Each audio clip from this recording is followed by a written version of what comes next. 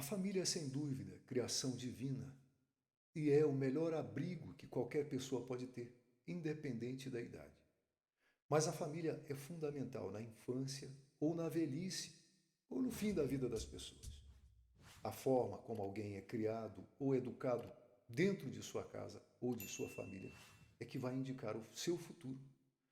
Por mais que exista quem defenda a tese de que existe a possibilidade de se superar a falta que uma família faz, essa ideia não é verdadeira. Nós definimos o futuro de nossos filhos com a nossa criação ou com o que nós oferecemos enquanto eles são crianças. E isso não tem a ver com riqueza, não tem a ver com realizações materiais. Isso tem a ver com o cumprimento exato de um propósito especial. É o de sermos pais presentes e participantes, fazendo nossos filhos entenderem que são importantes e que a paternidade e a maternidade são a estrutura de crescimento mais importante para qualquer sociedade. A família é uma corrente com os elos bem definidos, com capacidade para dar segurança e estrutura aos filhos. E isso não vai ser encontrado em nenhum outro lugar. Ainda que existam teses que digam que a falta de paternidade e maternidade presente e atuante seja superada com sucesso e com aquela superação profissional, isso é mentira. Nada substitui essa fase da vida. E quando uma família edifica bem seus filhos, eles se tornarão o seu futuro e a sua segurança. E eu reforço, essa segurança é para a família, para a sociedade e para a nação. Famílias unidas e fortes geram uma nação também unida e forte. Não há outro caminho para se estabelecer um país fortalecido, com cidadãos conscientes e que assumem suas responsabilidades fora do seio familiar. O que um filho recebe também absorve e repassa ou transmite imediatamente para os pais e para o resto do mundo. No entanto, se um filho perceber sua casa dividida, com os pais tomando posição em favor de um filho e rejeitando o outro, ele também tende a tomar uma posição parecida. E essa posição geralmente virá atrelada a uma oposição que gera rebeldia, separação, desconfiança, medo, insegurança e uma grande ferida que gerará, por fim, um sentimento de orfandade. É a síndrome do órfão de pai vivo. O equilíbrio necessário é que não se tome posição em favor de um filho em detrimento do outro. É que não se rejeite um filho em razão da aprovação para outro. É que não se torne um filho mais merecedor do que o outro.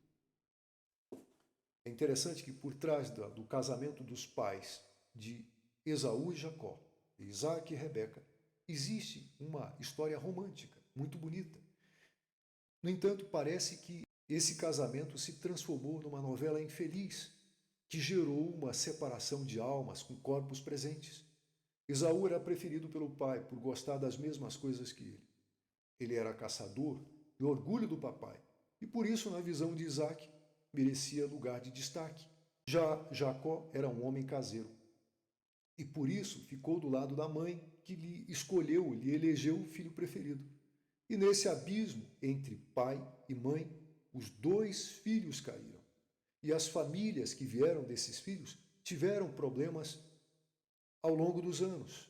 Mas eu vou dar destaque aqui nesse vídeo hoje para a vida de Esaú e os conflitos de alma que ele teve em razão desse tratamento que lhe colocou em uma espécie de expectativa para a qual ele não foi preparado corretamente.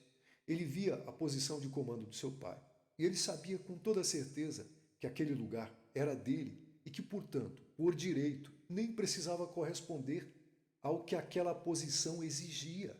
O seu pai lhe preferia e pronto, para ele bastava isso. Então, quem tinha a obrigação de suportá-lo eram as pessoas em volta dele, e isso não podia nem ser discutido. Essa sensação de acesso certo àquela posição que Esaú tinha vinha de seu pai. O seu pai não lhe corrigia, porque ele havia ficado cego em razão da disputa com a sua esposa, para ver quem é que estava com a razão. Essa razão, ou a razão dentro de um casamento, às vezes, ela é pior do que um demônio, porque ela cega as pessoas. Ela pode cegar o pai, pode cegar a mãe, e por fim, essa cegueira é transmitida como uma herança maldita para os filhos que também ficarão cegos. Esaú acreditava que não precisava se esforçar. E como não tinha recebido a noção de temor e comunhão com Deus, ou de reverência com as coisas santas, ele não aprendeu que tinha de estabelecer uma vida digna para ser digno de ocupar uma posição de liderança. Ele aprendeu a desprezar coisas que não podiam ser desprezadas. Esse episódio em que, estando com muita fome, o fez negociar o direito de primeiro filho, ou de primogenitura, como se fosse uma mera moeda de troca, mostra que ele não entendia nada sobre responsabilidade. Isso ele não entendia porque não foi ensinado devidamente nessas coisas. Como é ruim quando nós percebemos que coisas sérias são tratadas por nossos filhos como coisas banais. Como é ruim quando se percebe filhos de obreiros querendo a posição do pai apenas pela posição, pela liderança ou pelo destaque que isso vai lhe dar. Isso redunda em maldição e pode trazer o julgamento divino, reprovando a pessoa e arrancando dela um legado que muitas vezes vem de gerações e que tinha que perdurar por mais gerações. Esaú se referiu ao direito de primogenitura como se fosse algo barato que podia ser trocado por um prato de comida. Ele, na verdade, deu ouvidos à sua carne e, conforme Gênesis 25, 34, ele comeu e bebeu e então se levantou e saiu. Assim, desprezou Esaú seu direito de primogenitura. É o que a Bíblia diz. Esaú entrou pelo mesmo caminho de Sansão quando desprezou o conselho de seus pais para não se casar com uma mulher pagã. É o mesmo caminho dos filhos do profeta Eli, que desprezaram as coisas santas e foram reprovados por Deus. E no caso de Esaú, esse direito de primogenitura iria ser entregue a outra pessoa. E aquele futuro dele, que podia ser triunfante, foi bem diferente e o pior, longe do propósito de Deus para a sua vida. Foi assim com Sansão, foi assim com os filhos de Eli e com Esaú, que não teve descendentes, inclusive, dentro dos propósitos de Deus. Observe a linhagem de Esaú. Não teve descendentes dentro do propósito de Deus. O propósito de Deus se encerrou nele. Olha que coisa terrível, que maldição. O papai Isaac negou ao seu filho aquilo que ele teve que aprender quando clamou a Deus por sua esposa, que era estéril. Ele teve uma experiência. Ele clamou até que Deus ouvisse suas orações e ela ficasse grávida. Isso é visto lá em Gênesis 25, 21. Ele foi capaz de romper com a esterilidade para ver seus filhos nascendo e não soube sustentar sua fé para não permitir que sua casa ficasse dividida com um filho perdendo o caminho do propósito e confundindo fama pessoal com posição espiritual. Isso é maldição. E Esaú colheu exatamente isso. Isaac também ficou cego. Mas entendamos, essa cegueira também é espiritual. Ele perdeu a capacidade de discernir o engano. E mesmo ouvindo uma voz que era estranha à que ele esperava ouvir, ele atendeu. Ele foi enganado por Jacó. Quando ele pediu para Esaú buscar uma caça, ele estava sendo vigiado pelo espírito de divisão e de engano que estava no coração de Rebeca. Rebeca logo acionou seu filho mimado e o manipulou a ponto de absorver para si a maldição que podia vir daquela mentira. Ela disse que aquela maldição viesse sobre ela. Ela ensaiou e produziu um teatro para que Jacó tomasse a bênção ao invés de Esaú. Olha que nível de engano, de mentira e de maldição nessa família. Jacó então trouxe ao pai um cabrito. Falou ao pai com a sua própria voz. Seu pai também estava cego espiritualmente, a ponto de não entender que aquela voz que ele achou que era de Jacó, era de fato de Jacó. Como pode alguém ouvir a voz de uma determinada pessoa e ainda acreditar que é outra? Só mesmo a cegueira da divisão produz isso. É claro que Esaú também tinha que colher o que plantou. Ele desprezou a primogenitura e foi substituído também por Deus, que permitiu que aquele plano desse certo. E é fato, ninguém pode negar, que Esaú também desprezou a Deus e não deu o verdadeiro valor ao legado espiritual sob sua responsabilidade. Deus não ia passar aquele cajado para um irresponsável. Deus não permite isso. Às vezes a pessoa vai pegar a posição, mas a unção ela não recebe. Isso é terrível, isso é maldição. E por que isso seria maldição? Imagine que um filho de um pastor abençoado, ungido, assuma o lugar do pai, mas não tenha temor a Deus, não tenha respeito por Deus. Ele assume aquela posição, ele não vai receber essa unção que o pai dele tinha.